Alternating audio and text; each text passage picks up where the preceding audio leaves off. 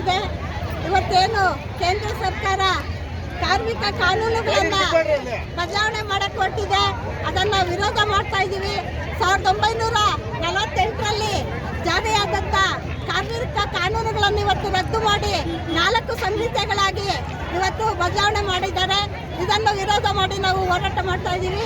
ಇವತ್ತು ಇಡೀ ದೇಶಾದ್ಯಂತ ರೈತರು, ಕಾರ್ಮಿಕರು ಎಲ್ಲರೂ ಕೂಡ ಬೀದಿಗಿಳಿದು ಹೋರಾಟ ಮಾಡ್ತಾ ಇದ್ದಾರೆ. ರೈತರ ಕಾಯ್ದೆಗಳನ್ನು ಬದಲಾವಣೆ ಮಾಡಿದ್ದಾರೆ. ಮತ್ತು ಇವತ್ತು ಕಾರ್ಮಿಕರ ವಿರೋಧಿ ನೀತಿಗಳನ್ನು ಜಾರಿ ಮಾಡ್ತಾ ಇದ್ದಾರೆ.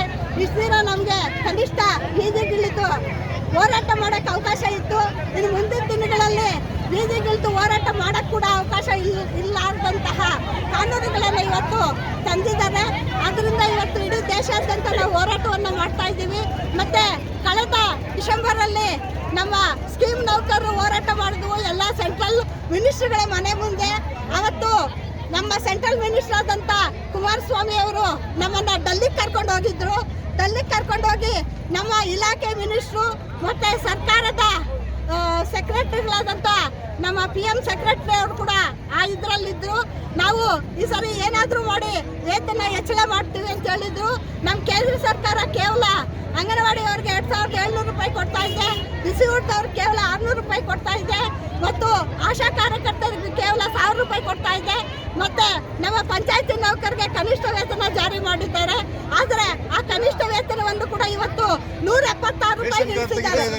ಕಾನೂನುಗಳ ಪ್ರಕಾರ ಇವತ್ತು 600 ರೂಪಾಯಿ ಇದ್ದಂಥ ಕನಿಷ್ಠ ವೇತನವನ್ನ ಇವತ್ತು 176 ರೂಪಾಯಿ ಇಳಿಸಿದ್ದಾರೆ. ಇದರಿಂದ ಅವರ ಕನಿಷ್ಠ ವೇತನ ಕೂಡ ಇವತ್ತು ರದ್ದಾಗ್ತಾ ಇದೆ.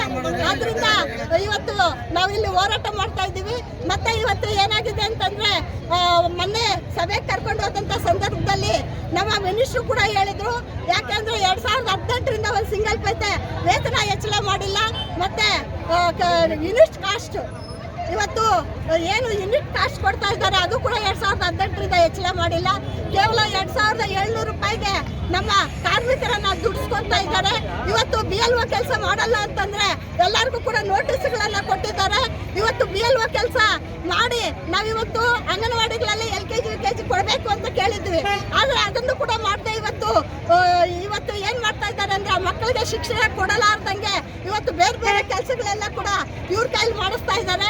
ಮತ್ತೆ ಗ್ರಾಮ ಪಂಚಾಯತಿ ನೌಕರಿಗೆ ಇವತ್ತು ರೇಷನ್ ಕಾರ್ಡ್ಗಳನ್ನ ರದ್ದು ಮಾಡಿದ್ದಾರೆ. ಅದನ್ನ ವಾಪಸ್ ಕೊಡಬೇಕು. ಯಾಕೆ ಅಂತಂದ್ರೆ ಇವತ್ತು ಬಿಸಿ ಊಟ ನೌಕರಿಗೂ ಕೂಡ ಇವತ್ತು NGOಗಳು ಕೊಡುವಂತ ಪ್ರಯತ್ನವನ್ನು ಮಾಡ್ತಾ ಇದ್ದಾರೆ.